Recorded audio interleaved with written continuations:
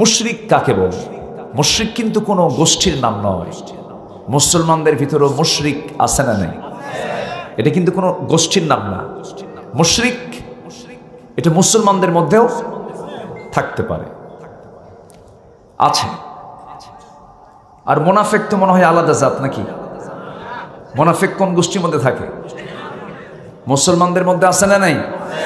পরিচয় মুসলমান কিন্তু সে মুনাফিক। কি মুসলমান পরিচয় কিন্তু তার সমস্ত কর্ম তাকে প্রমাণ করে দেয় সে কি মুনাফিক। এখন মুমিনকে, মুনাফিককে আর কাফেরকে এটা চেনার জন্য আল্লাহ তাআলা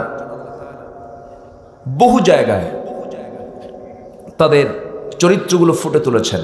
যদি কোথাও আমরা ধোঁয়া দেখি, ধোঁয়াটা প্রমাণ করে নিচে কি আছে? আগুন আছে।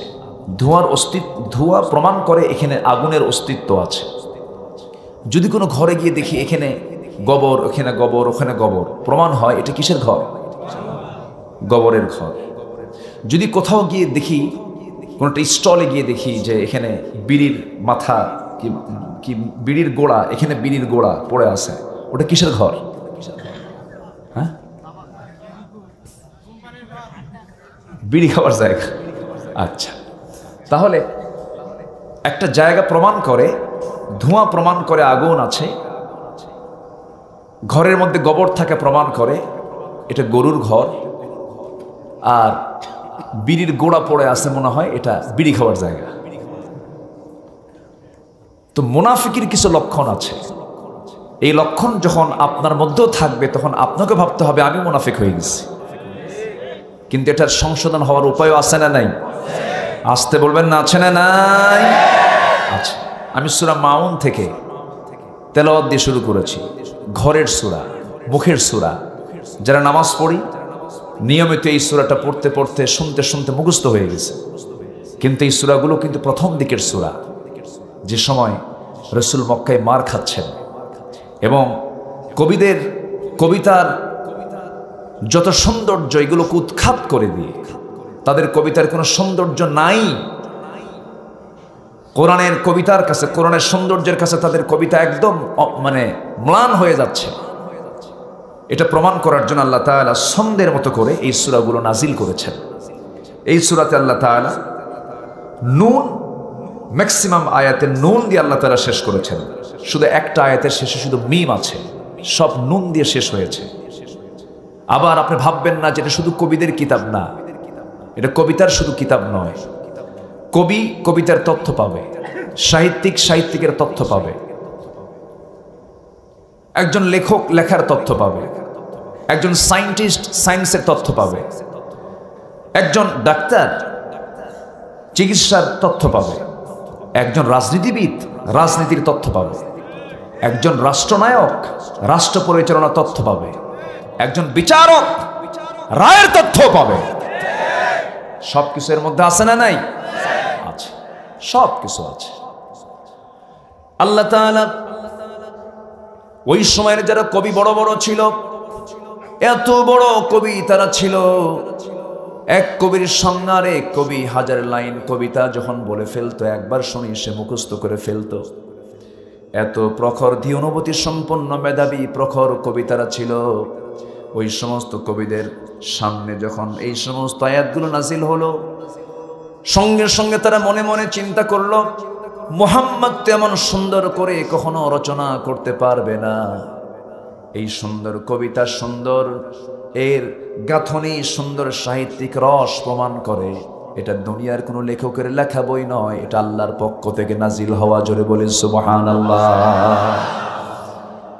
সেই কবিতার ছন্দ নিয়ে একটা সুন্দর সূরা যারা পারেন ঠোঁট মিলিয়ে বলুন, আরাআইতাল্লাযী ইউকাযযিবু বিদ্দীনি ফাযালিকাল্লাযী ইয়াদউল ইয়াতীম ওয়ালা ইয়াহুদ্দু আলা তাআমিল মিসকিন ফাওয়াইলুল লিল মুসাল্লিন الذين هم عن صلاتهم ساهون الذين هم يراءون ويمنعون الماعون জোরে বলুন আল্লাহু আকবার আরো জোরে বলুন আল্লাহু আকবার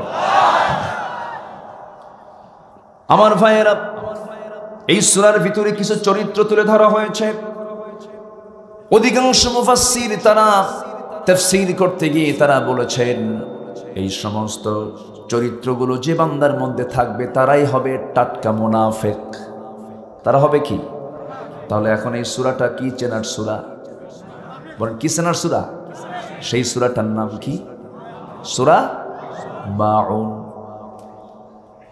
ইনস্ট্যান্ট আমি এখানে বসে ওই ভাইটা ওই স্লোগান শুনে ভাবলাম যে না না এই পরিচয়টা আমাদেরও জানা দরকার মুনাফিক চেনার কিছু আলামত আল্লাহ তাআলা এখানে তুলে ধরেছেন হাদিসে আলামত আছে না নাই আছে দুটো মিলিয়ে আজকে আমরা বলবো জোরে বলি ইনশাআল্লাহ আমার বন্ধুগণ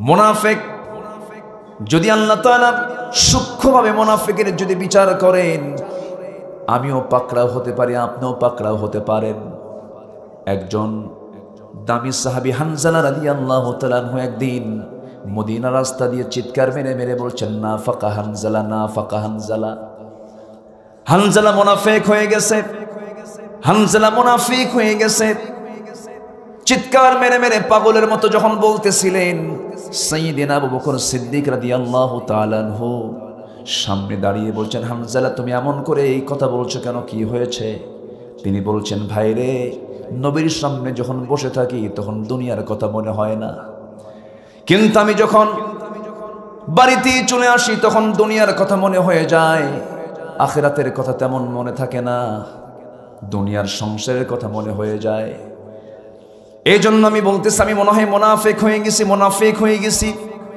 সাইয়্যিদনা আবু বকর সিদ্দিক তিনিও সঙ্গে সঙ্গে তিনিও বলতেছেন মনে হয় ও হানজালা মনে হয় আমিও মুনাফিক হয়ে গেছি নবীর কাছে চলে গেলেন নবীর সামনে গিয়ে যখন দাঁড়িয়ে ওই সাহাবী হানজালা বলছেন ইয়া রাসূলুল্লাহ মনে হয় হানজালা মুনাফিক হয়ে গেছে কেন হানজালা তুমি এমন বলছো কেন কি হয়েছে হুজুর আপনার সামনে বসলেই চোখে পানি আসে আখিরাতের কথা মনে হয় বাড়িতে গেলে পরে দুনিয়ার কথা মনে হয় হানজালা মুনাফিক হয়ে গেছে রাসূল বলেন হানজালা রে বিয়ে আমার সুন্নাত পরিবারকে দেখা আমার সুন্নাত সন্তানদের লালন পালন করা আমার সুন্নাত ব্যবসা করা আমার সুন্নাত দুনিয়ার সমস্ত কাজ তো তোমার করতেই হবে হানজালা তুমি মুনাফিক হও নাই তবে হ্যাঁ দিনকে যারা অস্বীকার করবে দিনকে যারা মিথ্যা প্রতিপন্ন করবে নামাজ যারা অবহেলা করবে এতিমের মাল যারা মেরে খাবে মিসকিনদেরকে যারা খাবার দেন উৎসাহিত করবে না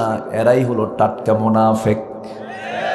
মুনাফিক আছে না নাই এখন বলেন এরকম চরিত্র আমার দেশে মনে হয় কোনো লোকের মধ্যে নাই আছে খুঁজে পাওয়া যাবে শাহজাহানপুরে মনে হয় নাই আশেপাশে আছে আশেপাশেও থাকতে পারে এই সব নেতা চোর না আমার কান কিন্তু খাড়া আছে কি বলেন সব শুনি তো সব নেতা চোর হবে কেন নেতা ছিলেন ক্বালা ইন্নী জাআলুকা লিন-নাসি ইমামা ইব্রাহিম আমি তোমাকে গোটা মানব জাতির নেতা বানিয়েছি সমস্ত নবীরা হলেন সাইয়্যিদ সমস্ত নবীরা হলো নেতা নবীদের নেতৃত্ব যারা আজকে মেনে চলে তারাও নেতা নবীর নেতৃত্ব যারা মানে না তারা নেতা হতে পারে না দুশ্চরিত্র আজকে নেতার জায়গা দখল করেছে বেনামাজিরা আজকে নেতার স্থান দখল করেছে হলো বেনামাজি আমাদের খেয়ানতকারী কিন্তু নেতা শব্দটা ভালো না খারাপ ইমাম মানে কি আসতে বলে আরো জোরে বলেন যে নেতা ইমামতি করতে পারে না সে আমার কেমনে নেতা হবে সহজ বিষয় বোঝেন না কেন এই দোষটা আমাদের এই দোষটা আমরা করেছি যে নেতা নামাজ পড়ানোর যোগ্যতা রাখে না সে তো সুইপারি করার যোগ্যতাও রাখে না কষ্ট অসুবিধা আমার অবস্থা এরকমই বরাবর আমি এই কথাগুলোই বলি আজকে দেশে তেলের দাম বেশি, এটা কোনো সংকট, এটা কেটে যেতেও পারে। খাদ্যের সংকট, তেলের সংকট, গ্যাসের সংকট, মানে বহু কিছুর সংকট থাকতে পারে। আমার কাছে মনে হয় সবচাইতে বড় সংকট হলো গোটা পৃথিবী জুড়ে সৎ নেতৃত্বের সংকট। নেতা দেখেন, এই ওয়াজ শুধু বের করে দেয় আমার, যাওয়া নাই, থেকে যাবো এখানে, দেখা যাক, জোরে বলি ইনশাআল্লাহ। সম্মানিত ভাইয়েরা, হ্যাঁ, ও আচ্ছা থাকে। আমি শাহজাহানপুরে বহুদিন পর, শাহজাহানপুরে মাহফিল আজ থেকে আরো 3 বছর আগে করেছি, জোড়া মাদ্রাসা ওই পাড়ে, ও ডুমন পুকুরে আসছি 2-3 বছর আগে। সুযোগ একটু কম হয়, মাঝখানে আবার করোনা ছিল, করোনা এজন্য মাহফিল করিও না। করোনা পার হয়েছে, আবার কোন বাহানা আসে আল্লাহ জানে, বাহানার তো শেষ নাই। সব কাজ বন্ধ হলেও হাজারো বিপদ আসুক, দিনের কাজ বন্ধ রাখা যাবে না। দিনের কাজ বন্ধ মানে গজব আরো বেশি, এটাই তো ইসলাম বলে দেয়। তারা যে কি বুঝে আল্লাহ জানে। তাহলে কোন সূরা বলেন তো? সূরা মাউন। মাউন মানে হচ্ছে ওয়ায়ামনাউনাল মাউন, মানে ব্যবহৃত অস্ত্র, ব্যবহৃত জিনিসপত্র। ধরেন দা, কাস্তে, কুড়াল, মই, আর কি ওই যে নিড়াই, যে নিড়াই কি দিয়া, পাসু, আচ্ছা, দা, হ্যাঁ, আর কি কোদাল, হ্যাঁ এই তো হাইসা, আচ্ছা। তো এগুলো সব হচ্ছে ব্যবহৃত জিনিস, এগুলো কি লাগে না? আসতে বলে লাগে না? ধ্বংস হোক তাদের যারা এই ব্যবহৃত জিনিস নিয়ে যারা কৃপণতা করে। আছে না প্রতিবেশী কিছু? আছে না নাই? এই কোদাল আছে নাই? ওটার নাম কি? মুনাফেক। আসতে বলে, ওটার নাম কি?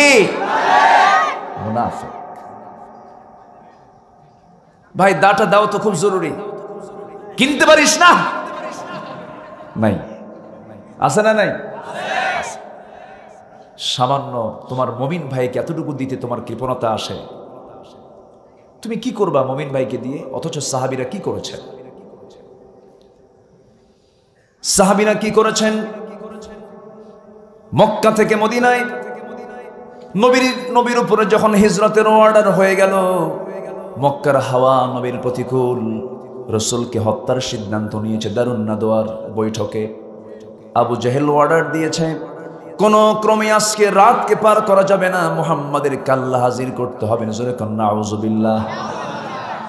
আমার বন্ধুগণ, রাসূলের বিরুদ্ধে যখন এমন রাষ্ট্রীয় সিদ্ধান্ত যখন পাকাপোক্ত হলো, মুহাম্মাদের কাল্লা হাজির করে আনো, আমার নবজি কারো বাড়িতে গিয়ে কি তিনি আগুন ধরিয়ে দিয়েছেন নাকি? কটু কথা বলেছেন নাকি? মিথ্যা সাক্ষী দিয়েছেন নাকি? আইল ঠেলেছেন নাকি?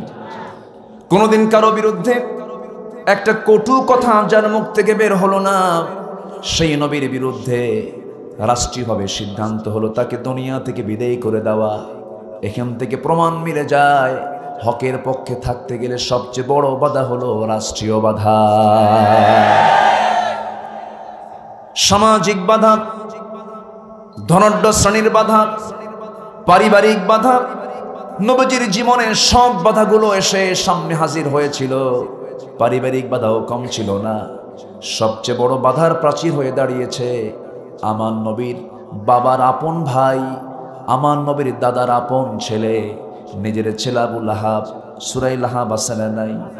সূরা লাহাবে কি আবু লাহাবের প্রশংসা হয়েছে নাকি? কি হয়েছে? গজবের দোয়া, গজব বদদোয়া হয়েছে। কেন বদদোয়া হয়েছে?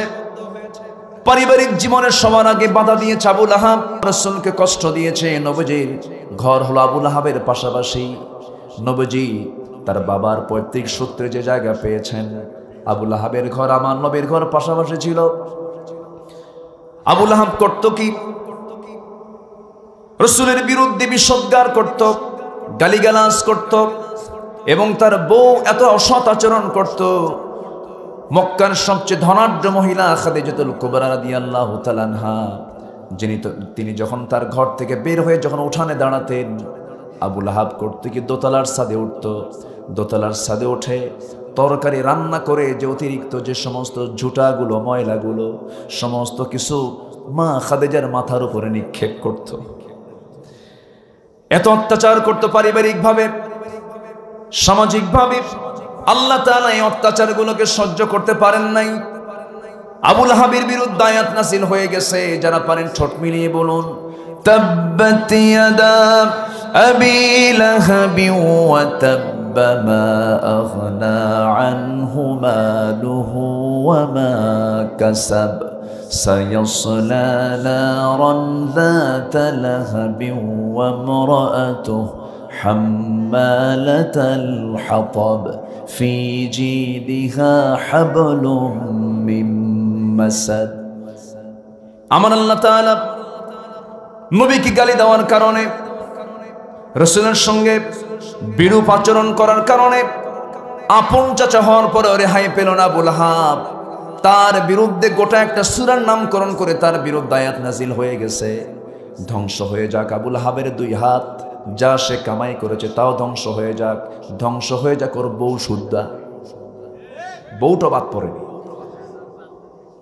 আমার আল্লাহ যদি রাসূলকে যারা গালি দিয়েছে তাদেরকে যদি কোরআনের ভিতরে নাম ধরে গালি দিতে পারেন, আজকের সমাজেও যারা রাসূলকে গালি দেবে আমরা তাদের নাম ধরেই গালি দেব।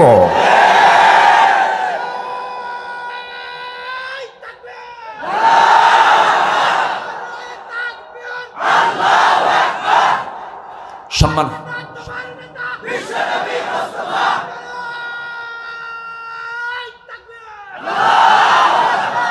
নাম ধরে গালি দেওয়া হলো আল্লাহর সিস্টেম। কার সিস্টেম? কার সিস্টেম এটা? আল্লাহ নিজে গালি দিয়েছেন, তাব্বাত ইয়াদা আবি লাহাব। নাম বাদ গেছে নাকি? ইশারা করে গালি দিয়েছেন, নাম ধরে গালি দিয়েছেন। ওয়া আগরাকনা আলা ফিরআউন, আমি ফেরাউনের গোষ্ঠী শুদ্ধ ডুবাইছি। কার কথা?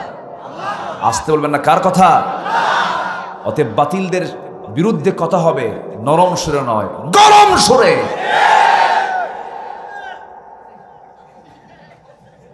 কি হলো আবার? আচ্ছা আচ্ছা আচ্ছা, আওয়াজটা যেন মিলে যায়। হঠাৎ করে একজন অদ্ভুত আওয়াজ দিলে তো সমস্যা।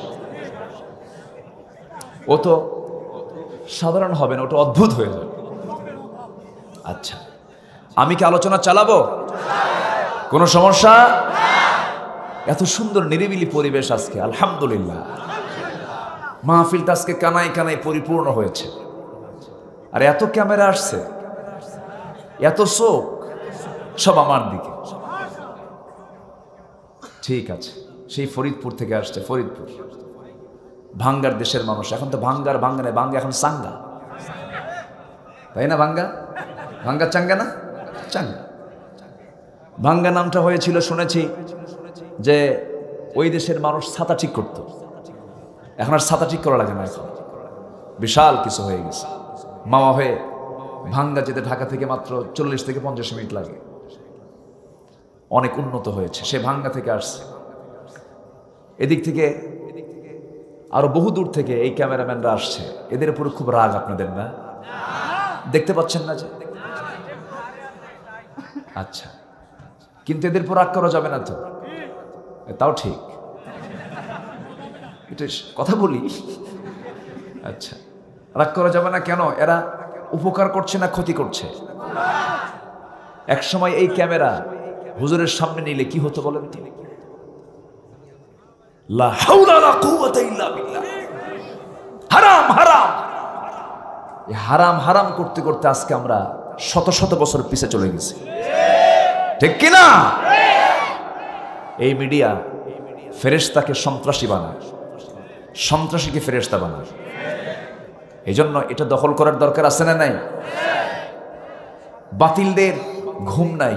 ইউটিউবের একটা বিশাল অংশ জুড়ে এখন ওয়াজ মাহফিল। ওদের ঘুম হচ্ছে না তো এখন। সব দখল করে আছে ওয়াজ মাহফিল। মানুষের গান শোনে না। সেই দিন কোন এক অভিনেতা, নাম বলবো না, খুব বড় মাপের অভিনেতা, আমি ফ্লাইটে আসতেছিলাম চিটাগাং থেকে ঢাকায় আসতেছি, দেখি যে আমার পাশে বসে গেছে। বসে আমার সালাম দিয়ে বলে, হুজুর আমি তো আপনার খুব ওয়াজ শুনি। কেউ ওয়াজ শুনেন তো অভিনয় তো ছাড়েন না, কেউ ওয়াজ শুনতে ভালো লাগে, কে এটাও অভিনয়? ওয়াজ শুনি আমরা অভিনয়ের মতো? ওয়াজ শুনতে হবে কি অভিনয়ের মতো? এখানে কি সুর শুনতে আসছি আমরা, না আমল করতে এসেছি? আমল শিখতে এসেছি। ওয়াজ শেষে কিছু কিছু লোক বলে, আরে হুজুর যা ওয়াজ করছে না খান, ওরা আমলের কোনো স্থান দেয় নাই। এরকম আছে না নাই? আচ্ছা, সুর একখান দিছে হুজুর না। যে আলোচকে আলোচনা করুক না কেন, সে আলোচনা শোনার উদ্দেশ্য হতে হবে যা বলতেছেন আমি যেন আমার জীবনে আমল করতে পারি। আল্লাহ কবুল করুন, জোরে বলি আমিন। যে আলোচকই যে আলোচনা করেন না কেন, তার কি বাপের কথা কয় না কার কথা কয়? আল্লাহর কথা। অতএব কোন আলোচক কি খাটো চোখে দেখবেন না। এই যে ছোট্ট জুমার মসজিদ, আজান যখন হয়ে যায় জুমার দিন চলে যাবেন প্রথম কাতারে, আমার কোনো জায়গায় ঈর্ষা মনে হয় না, হিংসা লাগে না। কিন্তু আমি মসজিদে যাওয়ার পর আমার সামনের কাতারে যখন কোনো লোক দাঁড়ায়, আমি যখন জায়গা না পাই আমার হিংসা লাগে। আমি প্রথম কাতারে দাঁড়াতে পারলাম না। প্রথম কাতারে দাঁড়ানোর মর্যাদা কি যদি কেউ জানতো, টিকিট কেটে কেটে মসজিদে ঢুকতো। এখন তো টিকিট দূরের কথা, বান্দা মসজিদে হাজিরই হয় না। মসজিদের মধ্যে ঢুকছে গরু। একজনকে, তোমার কি হুঁশ নাই? তুমি এই জায়গায় গরু বেঁধে রাখছো, গরু ঢুকছে মসজিদের মধ্যে। গরুর তো বুদ্ধি নাই, এলেম কালাম নাই, এজন্য ঢুকছে। আর আমার বুদ্ধি আছে, এজন্য যাই না।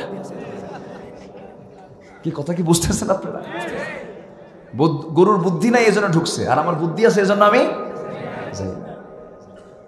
আল্লাহ তাআলা এই সমস্ত নির্বোধদের বলছেন, উলাইকা কাল আনআমি বাল হুম আদাল উলাইকা হুমুল গাফিলুন।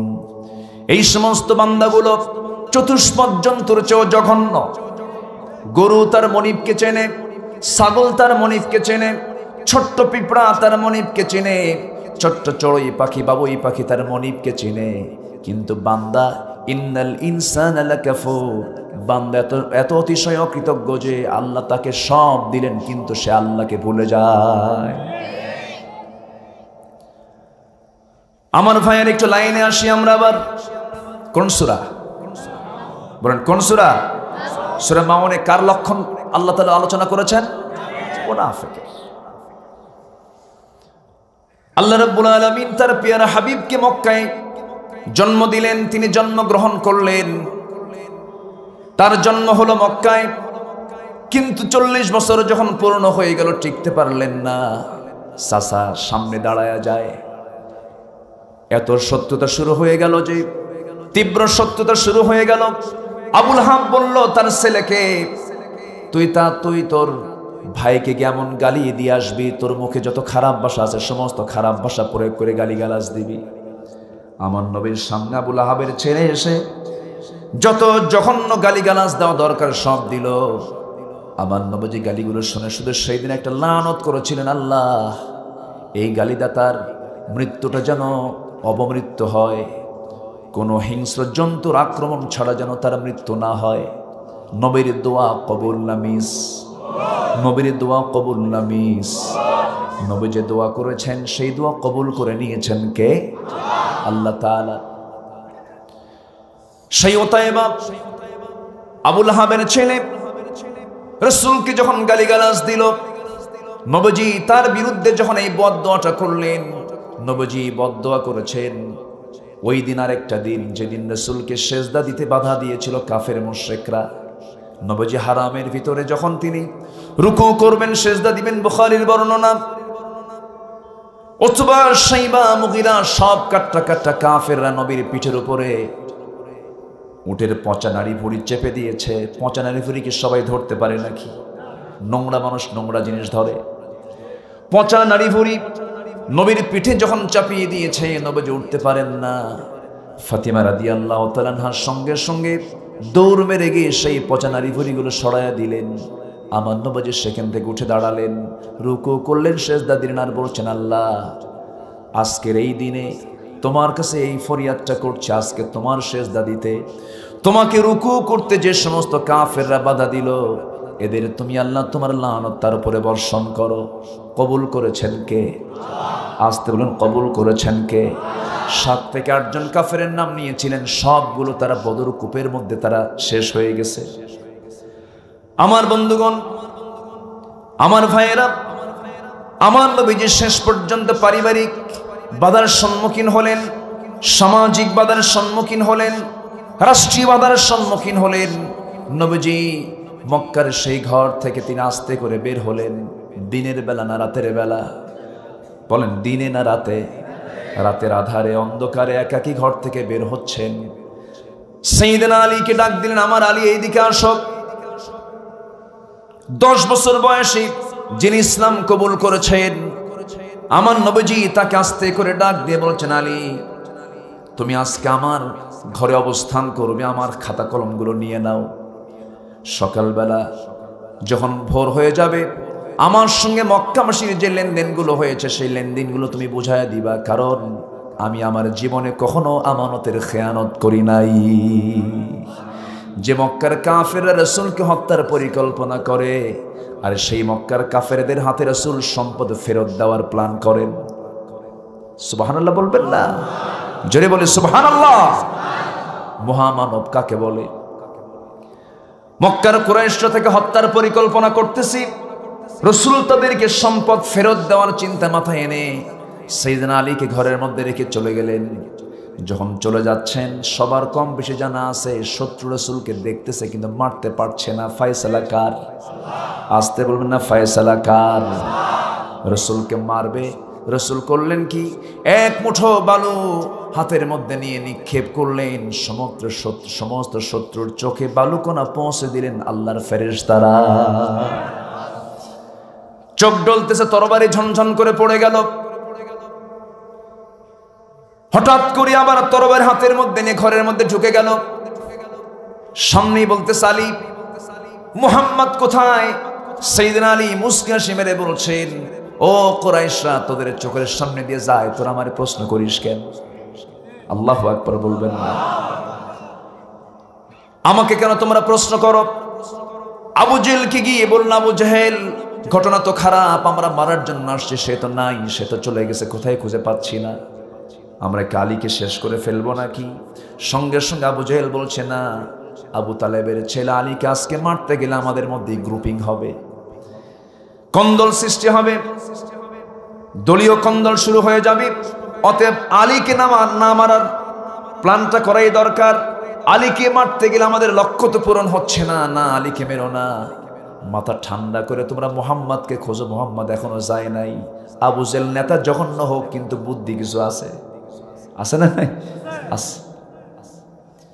রাসূলকে খোঁজার জন্য বের হয়ে গেল, তন্ন তন্ন করে খুঁজে বের করার চেষ্টা করতেছে। নবীজি রাতের আধারে ঘর থেকে বের হয়ে 3 দিনের ছোট, 3 বছরের ছোট, 3 বছরের বড় রাসূল, বাল্য দিনের বন্ধু, সবচেয়ে প্রথম ইসলাম গ্রহণকারী একজন ব্যক্তি সাইয়েদনা আবু বকরকে বলছেন, দরজায় গিয়ে নক করছেন, দরজা খুলে গেছে। রাসূল বললেন, দরজা খুললা হঠাৎ করে এত দ্রুত, কারণটা কি হুজুর? 6 মাস আগে বলেছেন ঘোড়া 2টা সুন্দর করে প্রস্তুত করে রেখেছি, ঘোড়া সহ আমি জায়গা থাকি প্রত্যেক রাত্রিতে। কোন দিকে যাবেন বলুন হুজুর? রাসূল বলছেন, এই দিক দিয়ে যাওয়া যাবে না, কারণ তারা একটু টের পেয়েছে, চলো আমরা উল্টা দিকে চলে যাই। মদিনা হলো উত্তরে, রাসূল গেলেন দক্ষিণে। এবার সাইয়েদনা আবু বকর বলছেন, ইয়া রাসূলুল্লাহ, ঘোড়ার পিঠে চড়া যাবে না এখন, কারণ আবু জেহেলের বুদ্ধি এমন, ঘোড়ার পায়খানা দেখেও বুঝতে পারে এটা কোন গোত্রের ঘোড়া, কোন গোত্রের ঘোড়া, কোন গোত্রের উট। আবু জেহেল দারুণ বুদ্ধিমান ছিল, মানুষের পদচিহ্ন দেখে বলতে পারতো এটা কোন গোত্রের ব্যক্তি। আবু জেহেল বুঝতে পারতো পায়খানা দেখে, উটের পায়খানা দেখে বলতে পারতো এটা কোন গোত্রের উট। প্রচন্ড ধী অনুভূতি সম্পন্ন ব্যক্তি আবু জেহেল ছিল। সঙ্গে সঙ্গে এবার তিনি বলছেন, ইয়া রাসূলুল্লাহ, এখন তাহলে কি করা যায়? যেহেতু আমরা মক্কার বাইরে যেতে পারতেছি না, আপনি আমার পিঠে ওঠেন। ঘোড়ার পিঠে উটের পিঠে চড়া যাবে না, আপনি আমার পিঠে ওঠেন। নবীজি কি তার পিঠে উঠায় নিয়া দুই বৃদ্ধাঙ্গুলের পরে ভর দিয়ে দিয়ে আবার পিছনে একটা কাপড় দিয়ে দিয়ে সেই হাঁটার চিহ্নগুলো মুছে মুছে দিয়ে যাচ্ছেন। একটা পা দিয়ে আগায় যান, পিছনের পা দিয়ে মুছে মুছে নিয়ে যান। জাবালে সূরে গিয়ে আশ্রয় নিলেন। জাবালে সূরে গিয়ে আশ্রয় নিয়ে বলছেন, ইয়া রাসূলুল্লাহ, খাওয়ার কি ব্যবস্থা হবে? আমার বড় মেয়ে আসমা আছে। আসমাকে খবর দেওয়া হলো। জাতুন নিতাকাইন যাকে বলা হয়, রাসূলুল্লাহর হাওয়ারির 3 ওয়াইফ ছিলেন। জুবাইর ইবনে আওয়ামের 3 ওয়াইফ ছিলেন, স্ত্রী ছিলেন। আব্দুল্লাহ বিন জুবাইরের 3 মা ছিলেন। সেই আসমা বিনত আবু বকর খাবারগুলো উঠে 3টা দিন 3টা রাত ওই গুহার মধ্যে পৌঁছায় দিয়ে আসতেন। জোরে বলেন সুবহানাল্লাহ। ওই 3টা দিন 3টা রাত যে ওই গুহার মধ্যে ছিলেন, সেই জায়গায় মনে হয় 100 পাওয়ারের লাইট ছিল। আসতে কয়, লাইট ছিল নাকি? বাতি ছিল নাকি? সেই জায়গায় কোনো বালিশ ছিল নাকি? তোষক ছিল নাকি? বিশ্বনবী যাকে আল্লাহ তাআলা নিজের বাড়িতে দাওয়াত দেন আর দিন কায়েমের জন্য তিনি এমন গুহায় আশ্রয় নেন যে গুহার মধ্যে কোনো একটা লাইটও নাই, খাবারও নাই। আমার নবীজি সেই জায়গায় উৎকণ্ঠায় দিনগুলো কাটালেন। কি দৃঢ়চেতা রাসূল ছিলেন! আবু জেহেল কত দৃঢ়মতি সম্পন্ন ব্যক্তি ছিল, খুঁজতে খুঁজতে গিয়ে তার লোকজন গিয়ে তার সেই গর্তের কাছেই চলে গেছে। সেই গর্তের ভিতর থেকে আবু বকর টের পেয়েছেন কাফের মুশরিকরা মনে হয় চলে আসছে। সঙ্গে সঙ্গে সাইয়েদনা আবু বকর কাঁদতেছিলেন, চোখের পানি এক ফোঁটা নবীর বুকের উপরে পড়ল। নবীজি সেই সময় আরাম ফরমাচ্ছিলেন, ঘুমাচ্ছিলেন। ওই এক ফোঁটা চোখের পানি পড়া মাত্র নবীর ঘুম ভেঙে গেছে। নবীজি তার 2টা হাত দিয়ে আবু বকরের চোখের পানি মুছে দিয়ে বলছেন, আবু বকর, বুঝতে পেরেছি বউ বাচ্চার কথা মনে হয়ে গেছে। তিনি বলছেন, ইয়া রাসূলুল্লাহ, আল্লাহর কসম, বউ বাচ্চা কেন, দুনিয়ার কোনো মহব্বত আপনার সঙ্গে স্থান পাবে না। আমি আপনাকে আমার জীবনের চাইতে বেশি ভালোবাসি, তবে তা কাঁদো কেন হুজুর? ওই যে শত্রু আমাদের দেখে ফেলে দিয়েছে, কি টেনশন, কি টেনশন, পাইলেই শেষ করে দেবে।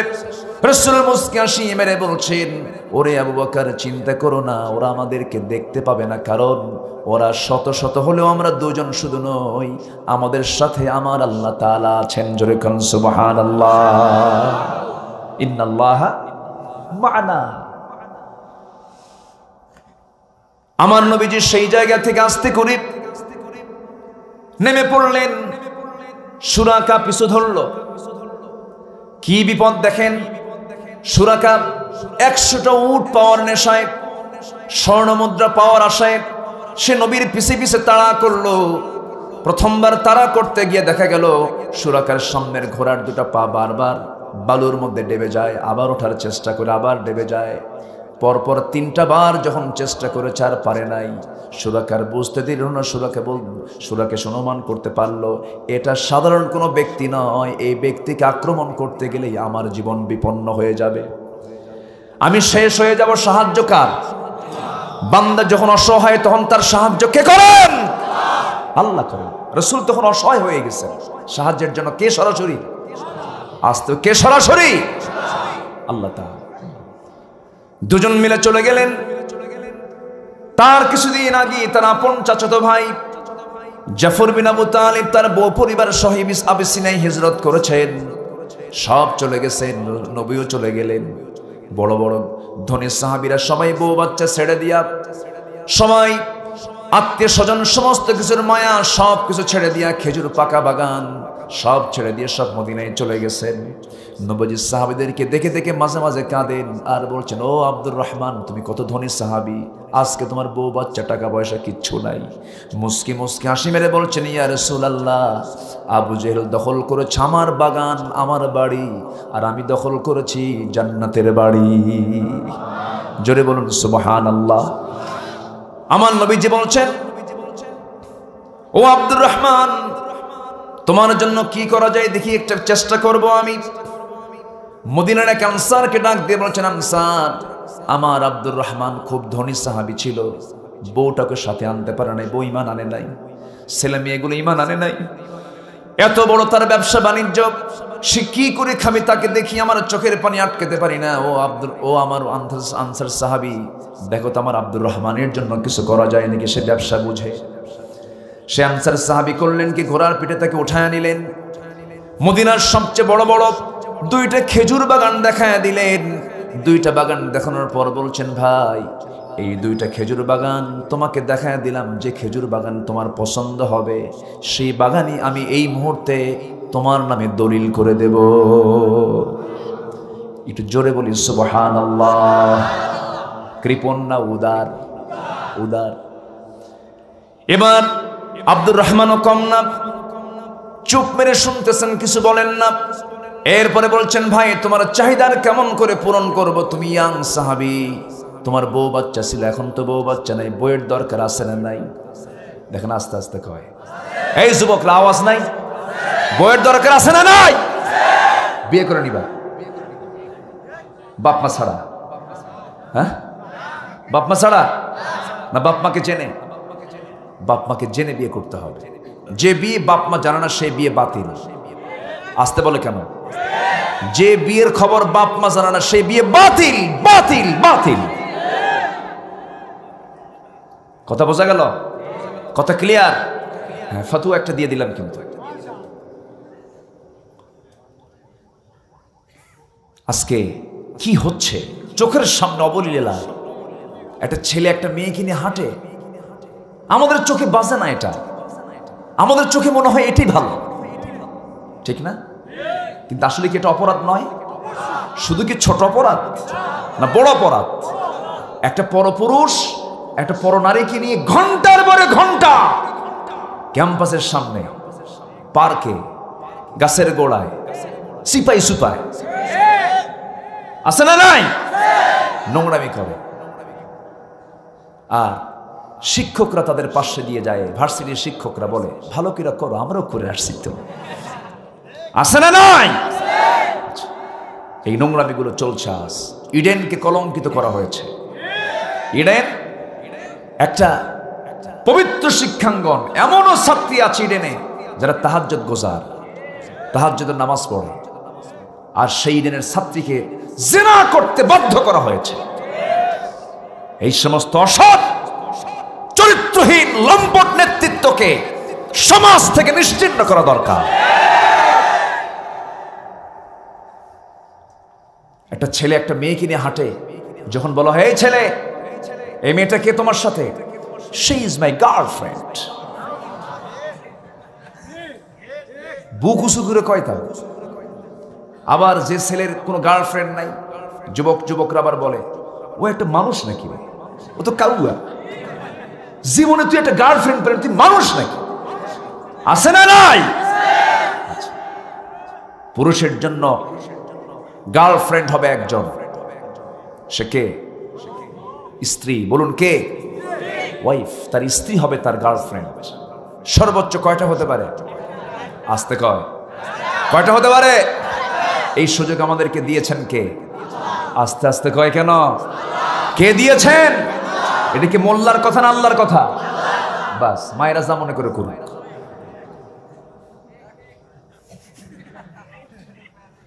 রাগ করতেছেন আপনারা? আল্লাহর কথা তো, ফানকিহু মা তাবা লাকুম মিনান নিসা মাসনা ওয়া সুলাসা ওয়া রুবা। আল্লাহ দুইটা দিয়ে শুরু করছে, তোমাদের মন মতো দুইটা, তিনটা, চারটা বিয়ে করো। মেয়েরা ভাবতেছে হুজুর কি বিপদে পড়লাম, স্বামী শুধু বিয়ে করতে চায়, আপনি কি অনুমতি দিয়ে দিলেন এগুলো? একজন প্রশ্ন করছে আপনার কয়টা? জি, খুব মানে ঠোঁট কাটা মানুষ, তাই না? ভালো ঠোঁট কাটা মানুষ যারা হয় তারা মুনাফিক হয় না। বলি আলহামদুলিল্লাহ। এখন একটাই আছে তো, আলহামদুলিল্লাহ। আমার 4টা ছেলে মেয়ে আছে, আল্লাহ আমাকে 3টা মেয়ে দিয়েছেন, একটা ছেলে দিয়েছেন। কেউ তো জোর আলহামদুলিল্লাহ কইল। হ্যাঁ, বিয়ে তো আপনি দিবেন না, বিয়ে তো আমি দেবো, আমার টেনশন। আপনি আলহামদুলিল্লাহ জোরেই করবেন, সমস্যা কি? হ্যাঁ, আচ্ছা। হ্যাঁ, আবার আল্লাহ বলেছেন ফাইন খিফতুম আল্লা তা'দিলু ফাওয়াহিদাতান, যদি তুমি আশঙ্কা করো 2 বইয়ের মধ্যে সমতা রক্ষা করতে পারবা না, সেক্ষেত্রে একটাই উত্তম। এটাও ঠিক, ঠিক আছে। তাহলে কি আমি এখন আমার ওয়াজ কি মায়েদের পক্ষে কিছু আসছে তো নাকি? একটু বাঁচে গেলাম, বলি আলহামদুলিল্লাহ। একাধিক বিয়ে করার যোগ্যতা, একটা বিয়ে করার কোনো যোগ্যতা না। কারণ দুটার দায়িত্ব বোঝা কম কম হয় না বেশি হয়? বেশি হয়। দুটার বোঝা এত সস্তা কাম না, এত সস্তা না, কঠিন ব্যাপার। মেয়েরা আল্লাহ তাআলা এমন ভাবে বানিয়েছেন, মেয়েদের সামনে যদি হুরের গল্প করেন তাও হিংসা করে, ঠিক কি না? আর এই হুরের গল্প যদি শোয়ার আগ দিয়ে করেন, ঘুমানোর আগ দিয়ে, আল্লাহ তাআলা এতগুলো হুর জান্নাতে দেবে, বলবে যে তুমি ওই কাত হইয়া হুর নিয়ে সারাটা ছুঁয়ে থাকবা, আমার দিকে ছায়া থাকবা না, ঠিক আছে না? কঠিন ব্যাপার। আর সেই জায়গায় আপনি দুইটা বিয়ে করবেন, ঝাঁটা নিয়ে সামনে থাকবেন, তাও কয় ঠিক।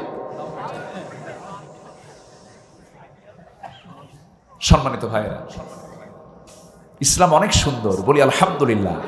কিছুদিন আগে জনশুমারি হয়েছে, জনশুমারি না আদমশুমারি? আদমশুমারি না জনশুমারি? জনশুমারি হয়েছে। আদম আদম আদম আর কয় না, আদম নবীর নাম তো পছন্দ হয় না, আদম যে নবীর নাম। এবং আদম শব্দটা পাকিস্তান, ইন্ডিয়া, ইন্ডিয়া পাকিস্তান, এই উর্দু হিন্দিতে সব মানুষ কি বলে? আদমি। নেক আদমি সে দোস্তি করো, আছে না? ভালো লোকের সাথে, লোককে তারা, মানুষকে তারা আদম বলে, আদম, আদমি। আমার দেশে আদম শুমারি, শুমারি জন, যদি আদম যদি জন হয়, শুমারিও চেঞ্জ করুক। শুমারি তো ফার্সি শব্দ। আদমের শুমারি মানে হলো জনগণের জরিপ। এটা আমাদের দেশে ছিল আদম শুমারি নামটা কেন? অনেক বছর আগ থেকে এই দেশে ফার্সি ভাষা ছিল একসময় রাষ্ট্রীয় ভাষা। এই জন্য আদালত, আইন, এজলাস, এই শব্দগুলো ফার্সি থেকে এগুলো আসছে। তো আদম শুমারিতে যার শেষ ফিনিশিং হলো, আমার দেশে পুরুষ বেশি না মহিলা বেশি? ধরেন 50 থেকে 60 লাখ মহিলা বেশি হয়েছে। তাহলে 50 থেকে 60 লাখ মহিলা যদি বেশি হয়, এই বেশি মহিলাগুলো কি হবে?